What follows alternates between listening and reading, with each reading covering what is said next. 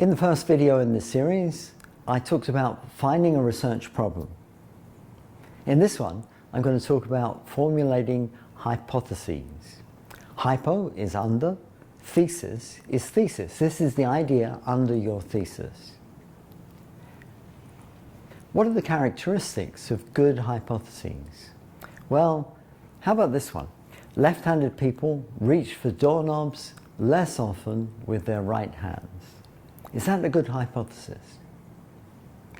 I don't think so, because it's quite obviously true. If there's no point in doing research, why do it? What about this one?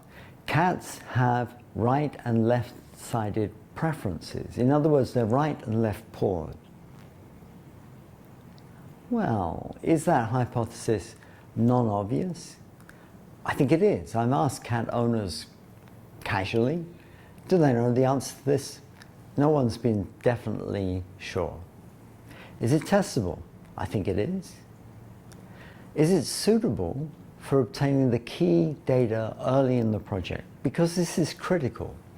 If the key data comes at the very end of a long series of experiments, there may not be time to recover in a PhD. But if the key data can be obtained early on, everything else seems downhill after that. Is this hypothesis flexible? In other words, is it just yes or no? I think it is flexible. It's a type of hypothesis where we can talk about degrees. Is it interesting or original? We have to find out. And does it have room to evolve? Let's look more carefully. This is the hypothesis again. We could gather data for the number of times a particular cat in a groove swipes with the right paw or the left paw at a toy pulled centrally, and do that a statistically significant number of times. And then once we've got that result, we could take a very similar cat and repeat again for many cats.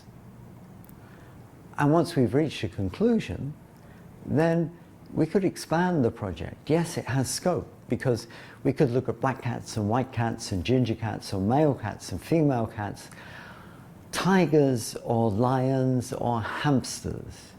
It quite obviously leads to other questions in biology.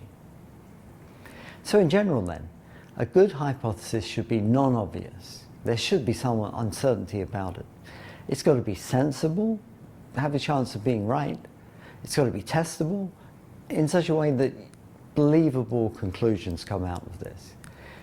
Ideally, it should feature uncertainty at the beginning, allowing time for us to use plan B or possibly C, D, and E as well. It should not be yes or no, and it should be interesting to people in the field.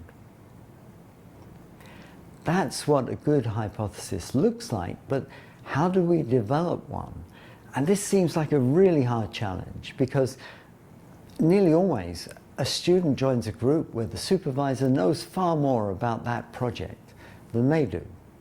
It might have taken them years to get to that stage. And for a student to develop a hypothesis requires an in-depth knowledge of the field. This could be you, and you see your mentor has been working in the area for a long time, and other people have contributed as well. But research takes a very long time.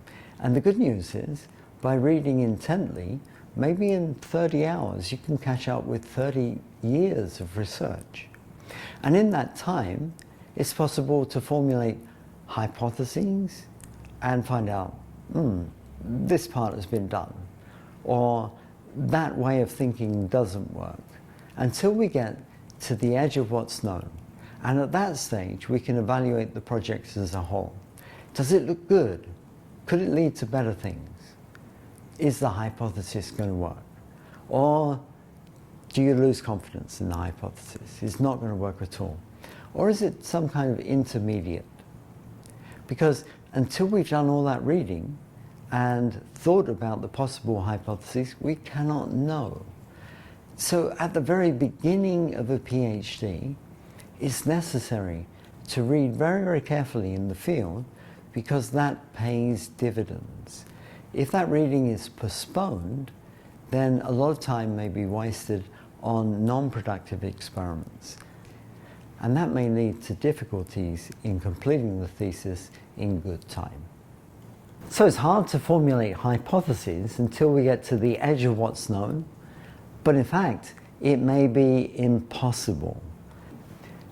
Choosing problems and developing hypotheses is probably the most difficult part of a PhD, and it needs to be done at the beginning when a student is the least confident. And that's the hard part about research. Other videos in this series will address other parts of the scientific method as it relates to PhDs. Formulating a hypothesis, planning research method, promising milestones, and compiling these into specific aims. If anyone is interested in advanced organic synthesis, I have a workbook of problems. They're on stereochemistry and synthetic methods. The workbook is available through Amazon or from my website www.byinquisition.org for $30. Thanks for listening. Bye-bye.